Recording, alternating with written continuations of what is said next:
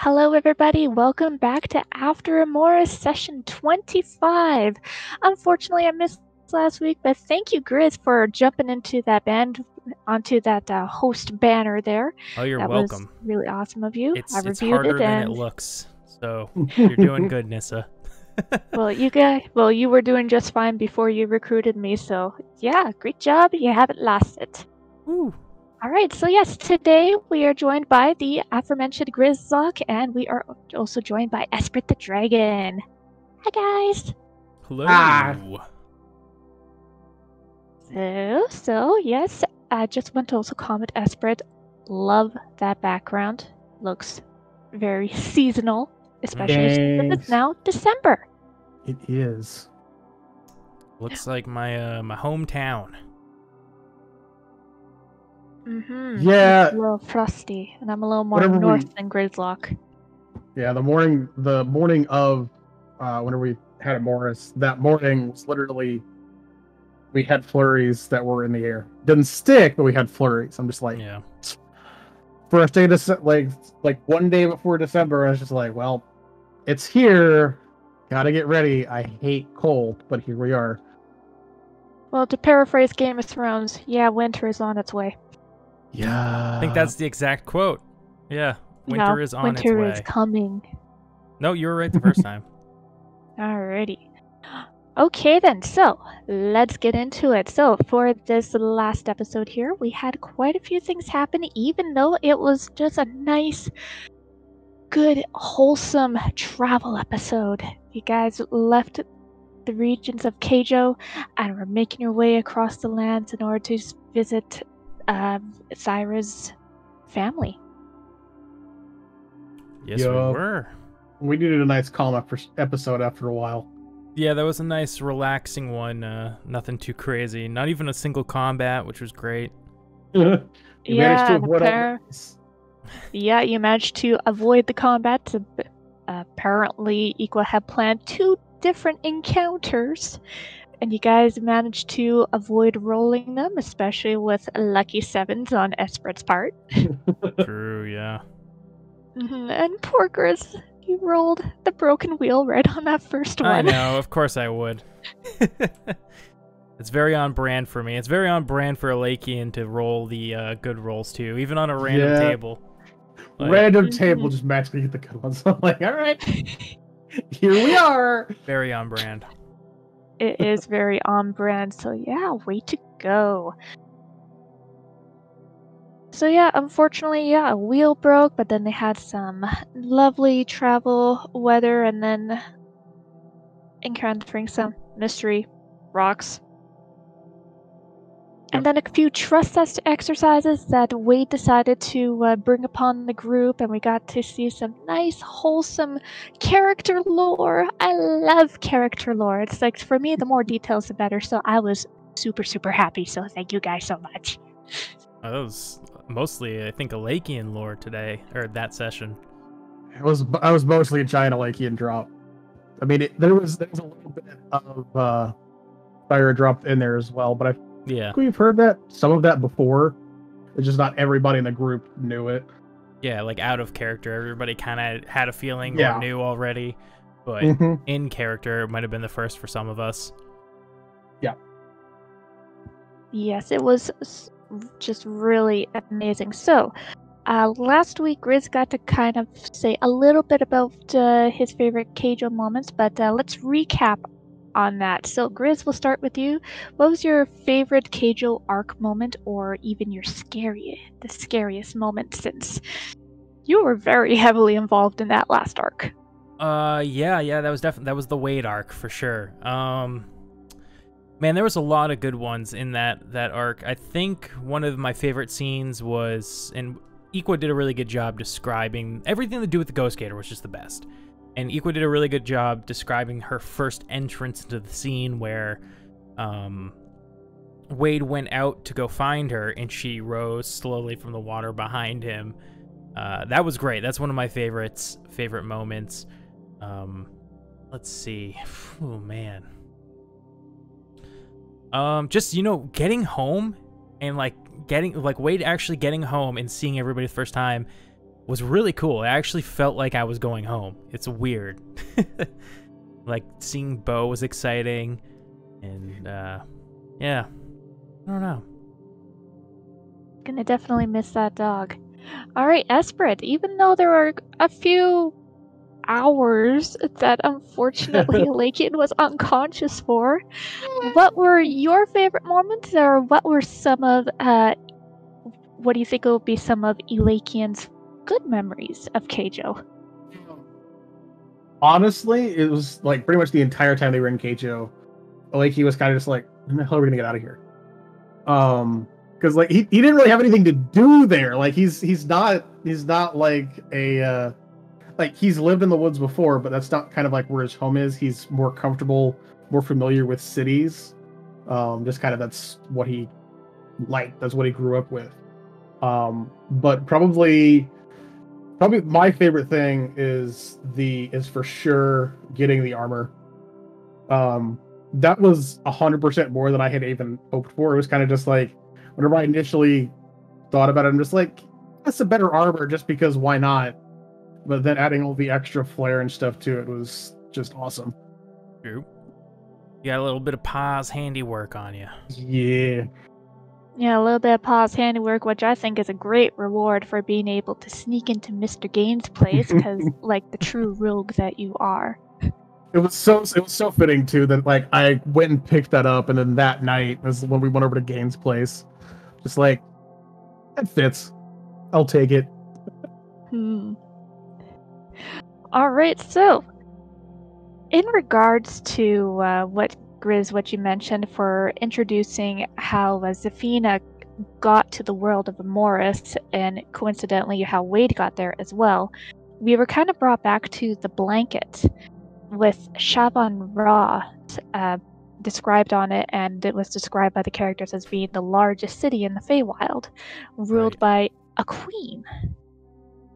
And then it just popped into the head. Is Wade a prince? Wouldn't that be funny? Wouldn't it be funny? A prince and a princess that we're protecting.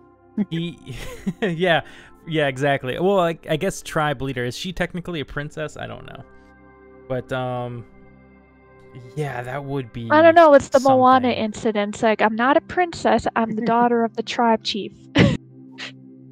I'm actually looking this up really quick to see the exact. Siobhan Ron. Yeah, how did you say it originally? I feel like yours was right. I wrote it down, Siobhan Ron, and I put spelling on there, and no one corrected me, so. I think that's right. I don't know how to pronounce it, but that sounded good when you said it. I was like, oh wow. Anyways, Yay. yeah. It would be interesting if he's a prince, because he's essentially a country bumpkin. And so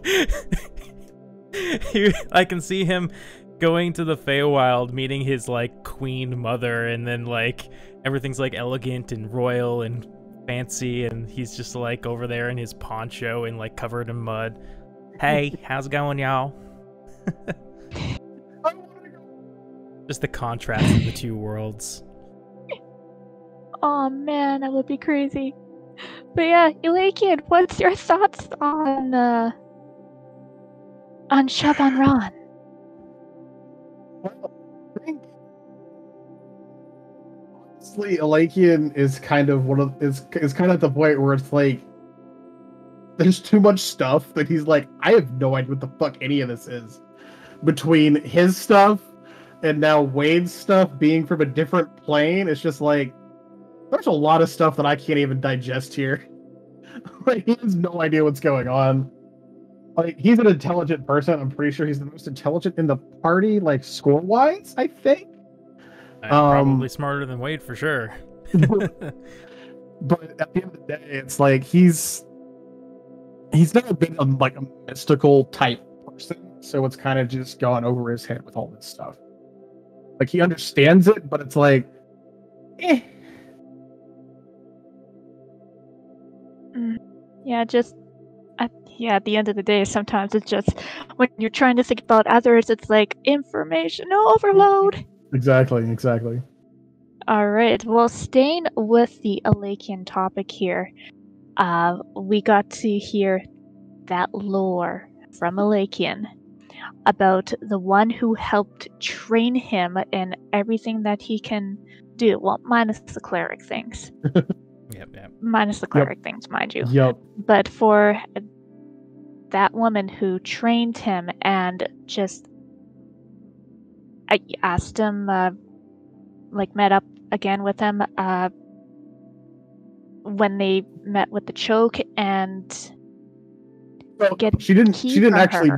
No, he's basically kind of like the reason why he set out and kind of actually why he met Bree and Wade is because he's basically been trying to find said person because she went missing. And so he's been basically trying to find her, make sure she's okay, everything else like that. That's what he's been working for probably about probably almost 8-9 months at this point now. So that's pretty much where his backstory is. The choke was just kind of an example of the group that she tried to get him to join in one of the other cities farther north. Okay. So Elakian revealed the key that he's had with him all this entire time. Now, for yourself, what would you, as Esprit, what would you save that key for if a situation came across where you had to open something? At this point, he'd probably I know I would, and he'd do the same thing where it's like he'd keep that as the last resort. Like you've got plan Z, he'd be at plan Omega, past that. Because it's like I said, it's pretty much in his mind, it's the only connection that he still has to that person, and losing that would be like losing her in the process. So it would 100% be like the very last resort type thing. Or if they end up, if and when everybody ends up finding her, and she's stuck in like a magically locked cage or something like that, using that to get her out, because that feels like it'd be almost poetic at that point. Yeah, very much. So yeah, I kind of had a little bit of a feeling that that key might be more than just opening up just any lock. I think that key could be the key to getting to the Feywild. Ooh, interesting theory. Very interesting, yeah. Mm-hmm. But then again, I have a very overactive on? Imagination. They used the key to open the puzzle. I bet. Well, see, yeah, so that's the thing though. Because whenever he got it, he was she specifically told him this opens any physical lock. So I don't think it would work like a puzzle or or on the a mystical lock type thing. Yeah. Okay. Odds are, if you tried using on the puzzle, it would shift one section and then disappear. Yeah. Maybe. It's like, by the way, here's your head start. It's like, no.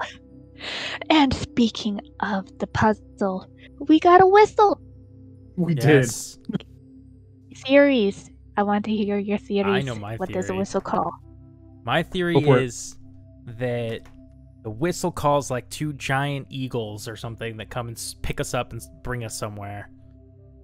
That's my guess. It's going to be like a fast travel. Go, you're not Gandalf. Yeah. Exactly. That's exactly kind of what my thoughts were. It's like it'd be like a Lord of the Rings-esque type thing where it's like, why didn't you just give the ring to the eagles at the beginning? Just well, fuck it. Oops.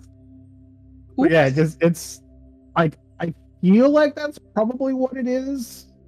We could obviously be proven very wrong here next episode, but I feel like it's definitely to summon giant birds of some kind, and either that or it transforms the blower into a giant eagle or something like that. I think could also be something with that. Oh, my original thought before we found out it was more eagle-ish looking was that it was going to summon like a raven, and Alakian was going to get like a cool like raven familiar. Yeah. But once we saw it wasn't a raven, I was like, no, it's not. That's kind of what I was hoping for as well initially, and I'm just like, well, yeah, darn it, that'd be cool, but yeah, we'll see. Maybe this will end up being cooler. I kind of wish you blew it, but the group doesn't want to blow it. We're not going to blow it. Yep. It was kind of those things where it's like, do I ask? Yeah, I'll ask, and then it's just like, well, no, I shouldn't have asked. You know what? You know now, because this is a homebrew. You've heard of owl bears. How about an eagle bear? An eagle bear. That'd be hilarious. That'd be amazing. That's already something, isn't it? No, never mind. I'm thinking of a lion. It's called a chimera. Yep. Yep. Well, chimera Griffin? Or griffin. Griffin. It'd be a griffin. Yeah, lion plus eagle is a griffin. Mm-hmm. Those giant Sphinx. 3-headed monsters that are in God of War. All right then. I know what you're talking about. Yeah. I'm following now. Yeah, those guys. Yeah, that or it'll turn the whistleblower into a bird. Yeah, that's what I was thinking. Or make too. everyone's ears just burst and they all just bleed blood for a while. That would be horrible. Yep. So yeah, it could be a range of something just really, really nice and innocent, and you blow the whistle and go like, "You called me, sir." And by the way, now you blow that whistle, you have 3 days to live, like the Perish song from the Pokemon world. Or raptor. Like everything attacks. Or like everyone within like a 60-foot radius goes deaf for a day. Oof. Oh god, that'd be awful. That would be so horrible. But it would be useful for a Lycan if he finds himself in a really awkward situation surrounded by a bunch of baddies. Yup. Alright then, so on a slightly different topic here, you guys now have the D&D Beyond overlay on the Twitch channel. How's it feel for the audience members to be able to see your character sheets? I took a peek. You can see the whole character sheet? Oops. We should probably disable that, huh? No, I'm just kidding. Pretty much there, when you hover over the link and you click on it, you're able to go and actually click View Character Sheet. Oh, that's cool. Yeah. Unfortunately, the only one I couldn't see was Isabel's. That's because hers is a homebrew thing, I think. I think that's why it's different. It's because she's got a homebrew subclass. And so it's different. Yes. Interesting. Okay. Yeah, I just kind of set that up beforehand. I thought now that it's just the one show of Emoris, it makes more sense to bring that back. We originally had that a long time ago before we started any other shows, but it was too much to try because not every one of our shows uses D&D Beyond. So having that show up during like Fandelver, for instance, wouldn't have made any sense because it would have been the Emoris characters. So now that we're back to one show for now, it just made sense to bring it back. And in the future, if I'm not lazy, I'll just physically just disable it for the other shows or whatever. But I was too lazy before. I mean, it's fair. Well, I think it's pretty neat. Yeah. All right. So now for some very light-headed things. We played Kick the Can with ice cream. Putting cream and then using freeze prestidigitation. Did I say that right? Yep. Yes. I'm gonna pretend I said that right. Cool. All right. So, and then you got to have your own ice cream flavors. What is your go-to ice cream flavor, and what's your character's go-to ice cream flavor? So tough because I really like ice cream, as you can tell. No.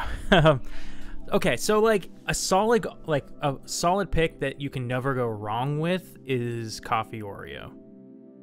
Ooh. Really enjoy Coffee Oreo, and I'll never be disappointed.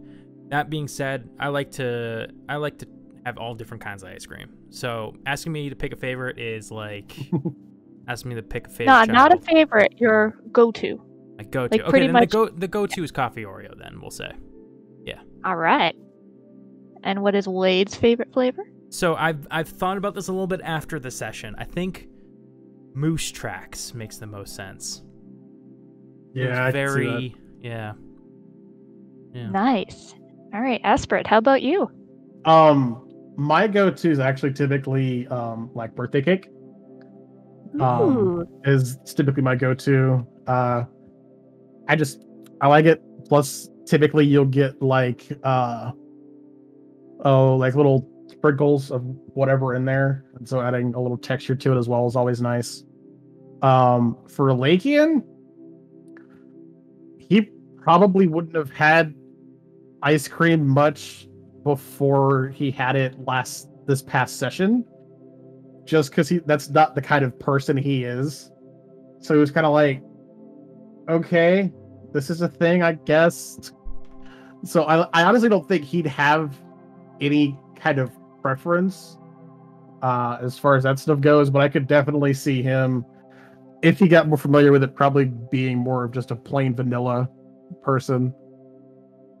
So just vanilla, easy and go to and just plain. Yeah, you can't go wrong with a vanilla bean or vanilla. I'm not a big fan of French vanilla ice cream though. That's a little Well, the French vanilla does have that bit of caffeine in there as well. But yeah, my go-to is vanilla. If I can find it around here, I will go with the green tea matcha ice cream. As far as my own character, I don't know what she'd pick. Sea salt. Oh, there we go. Yes, sea salt ice cream. Yes, for my belated pirate, may she rest in the waves. Alright then. And I think the last thing I'm going to bring up here is what Wade decided to bring in. How do you feel about spontaneous trust falls? Oh, I love them. I hate them. I love that Free hasn't caught me a single time. Both times. Plop. Free, catch me. Yeah. In game, Alakian's just like, what the hell is wrong with you? In real life, when I was in grade school, I had classmates that would do that. Would go up to random people and just be like, random trust fall. They would just fall. Yeah. Oh, like, man. I wasn't one of those kids. I wasn't either. I didn't trust a single person to catch me. I was like, nah, there's no way. I don't trust you enough. I have never encountered trust falls myself. But, yeah, seeing all the different games that Wade had brought up as well, the three-legged race, Elakian did a smooth move to not be a part of that. As soon as he was talking about it, I'm like, before anybody even gets a chance, he's just gonna climb up a tree. Who's gonna get a chance to catch him? He's just gone. Oh boy. But no, Wade, when the group resumes traveling, is there gonna be some more trust exercises? Oh, I don't know. I think for a while we're not going to be traveling by. I think our plan is to use our free teleport soon, right? After. No. Oh, I thought we were going to use that after the tribe. Well, yeah, after the tribe, yeah. Okay. But like, we're not even close to the tribe yet. That's the thing. We've still got a ways to go. Here's the thing. I'm only so creative as a person, so if I can think of more trust exercises on the fly, I will. But it took a fair bit of brain power to even come up with those. So we'll Just remember, you have the Google at your expense. That's true. It feels like cheating, though. This is fair. No, it's not cheating. It's just using the resources available to you, and you just customize them as to how you think Wade would come up with them. Yeah. Being prepared. Yes. Yes, we always have to follow Scar's rule. Be prepared. All right, then. So yeah, that is all the questions that I have for you guys today. So thank you so much for joining me. Thank you for hosting. All right then. So yes, remember everyone, you can catch these guys and more on every Monday for the lovely homebrew of Emoris that is DM'd by Equa is Not Funny. I have been Zelda Nerd 1988. You can just call me Nyssa, and we'll see you guys next time. And keep enjoying all of these stories.